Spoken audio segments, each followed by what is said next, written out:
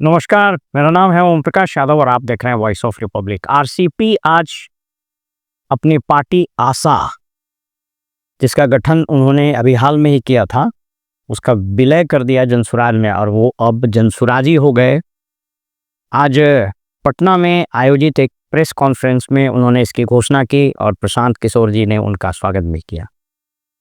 RCP के बारे में थोड़ी सी बात समझ लीजिए। पूरा नाम आरसीपी सिंह है। वो कुर्मी समाज से आते हैं, नालंदा जिला के रहने वाले हैं। 1984 बैच के यूपी काडर के आईएएस। संपर्क नीतीश कुमार से तब हुआ जब नीतीश जी एनडीए की सरकार में मंत्री हुए और 1996 में ये बेनी प्रसाद वर्मा यूपी के बहुत बड़े कद्दावर नेता थे, उसका प्राइवेट सेक्रेटरी हुए। और जब 2005 में, इसके पहले रेल मंत्री जब हुए नीतीश जी एनडीए की सरकार में, उनके भी प्राइवेट सेक्रेटरी थे। लेकिन इनका मेट्योरिक राइज तब हुआ जब 2005 में नीतीश जी बिहार के मुख्यमंत्री बने, लालू राबड़ी शासन को समाप्त करके, तो इनको प्रिंसिपल सेक्रेटरी बनाया गया और उसके बाद से इन्होंने कभी पीछे मुड़कर नहीं देखा। 2010 में इन्होंने ऐच्छिक सेवानिवृत्ति वीआरएस लिया और राजनीति में आ गए। जनता दल यूनाइटेड ज्वाइन किया, राज्यसभा के लिए चुने गए, जनरल सेक्रेटरी बने। 2016 में राज्यसभा में गए और 2020 में क्लाइमेक्स तब आया जब इनको राष्ट्रीय अध्यक्ष बना दिया गया।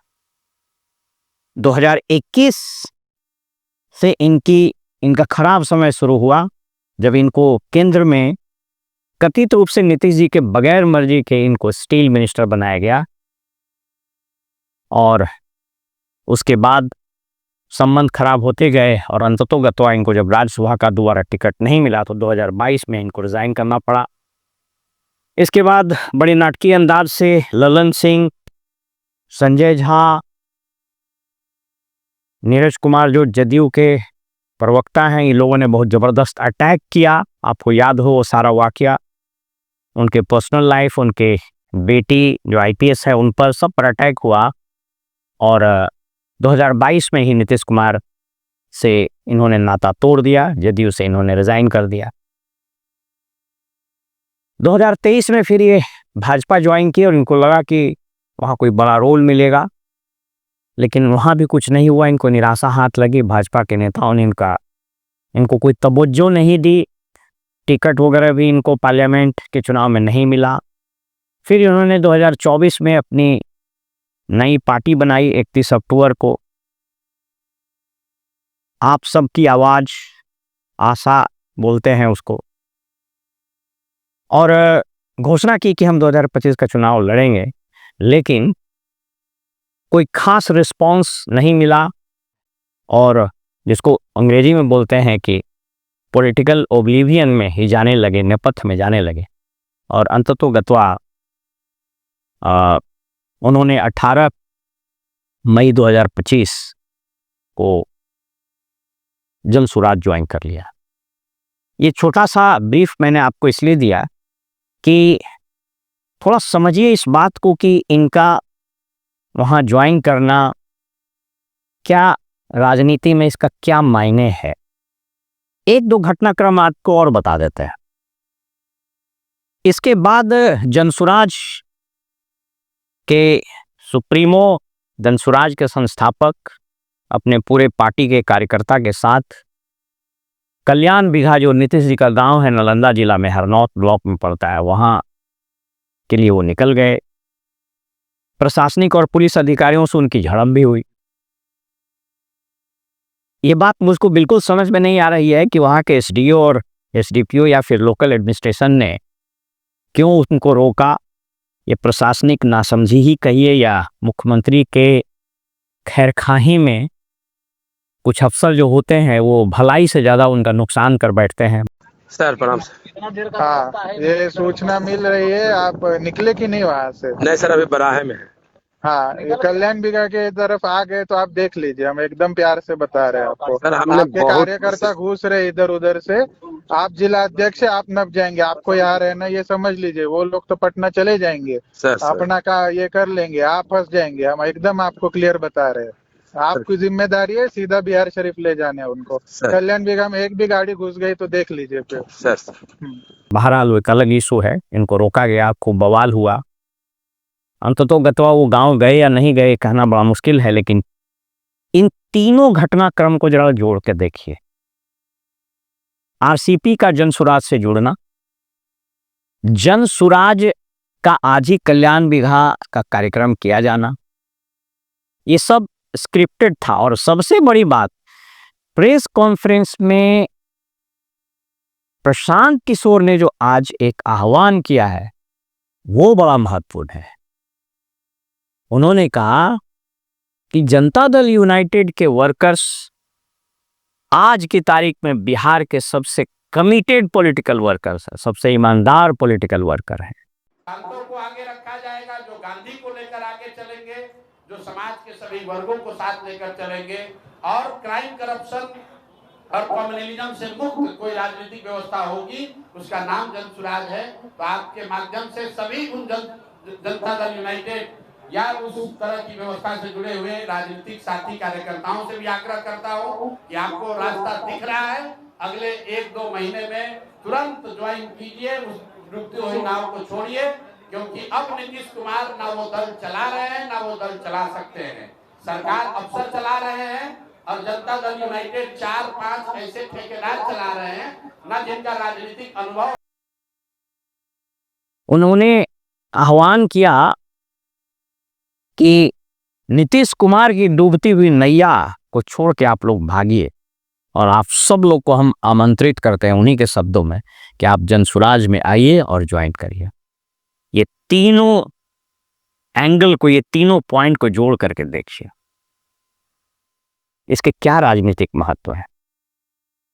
इसके पहले एक और एंगल आपको बताते हैं।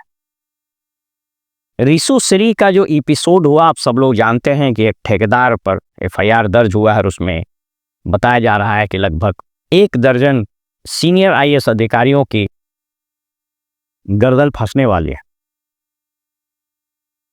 मेरी उच्च पदों पर पदस्थापित कुछ राजनीतिज्ञों और कुछ अधिकारियों से अनौपचारिक वार्ता हुई, और जो मेरे स्रोत हैं उन्होंने ये बताया कि बेसिकली मुख्यमंत्री आवास में, सीएमओ में पावर स्ट्रगल शुरू हो गया है।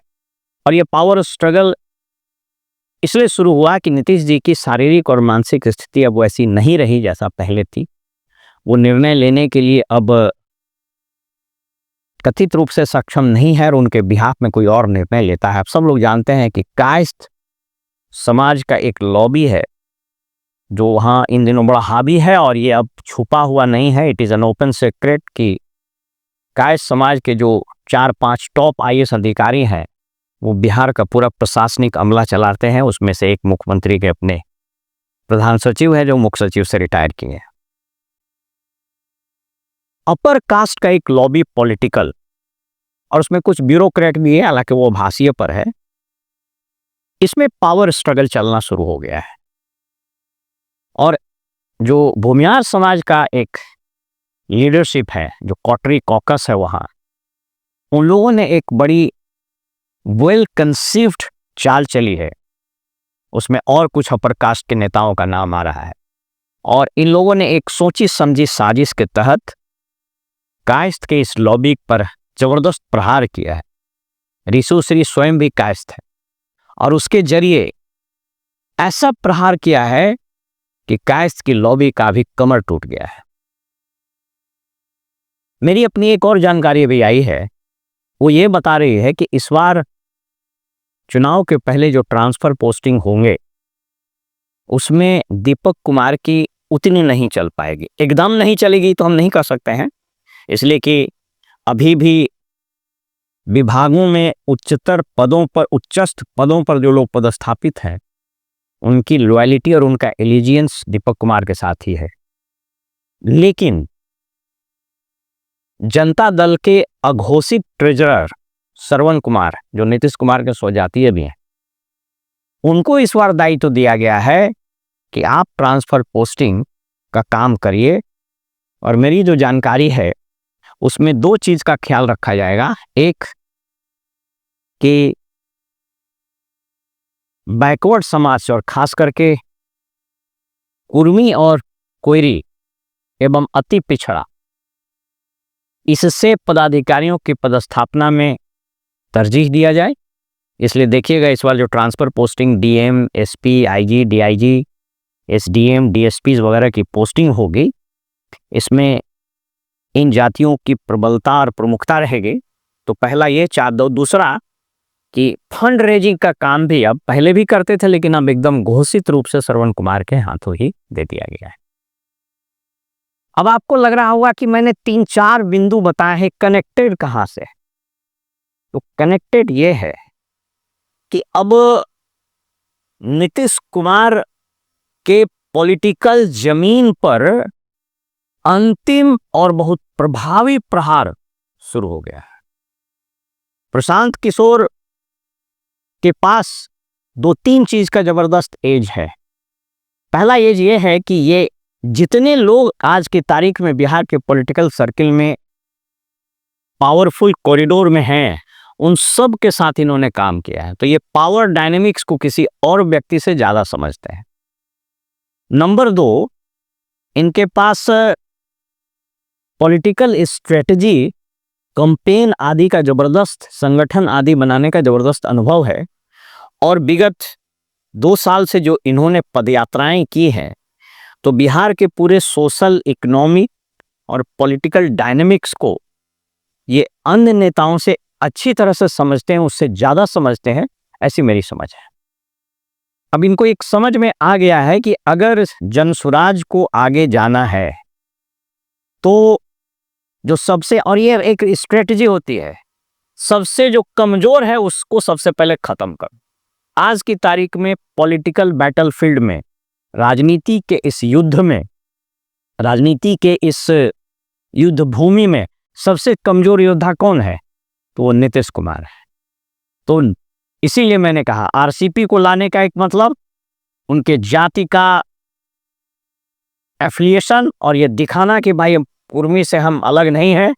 दूसरा, कल्याण बिघा में सीधे जाके प्रहार करना, मैंने आपके घर में हम चढ़ गए हैं। और तीसरा, जदयू के कार्यकर्ताओं का आह्वान कि भाई छोड़ो डूबती हुई नैया को, तुम आ जाओ। यानी एक बार की 3 फ्रंट से नीतीश कुमार पर प्रहार किया जा रहा है और उनको ठिकाने लगाने की पूरी कवायद शुरू हो गई। अब आप देख लीजिए नीतीश कुमार की दुर्गति, जहां एक और उनके समर्थन में जो कायस्थ समाज है उसके पास वोट नहीं।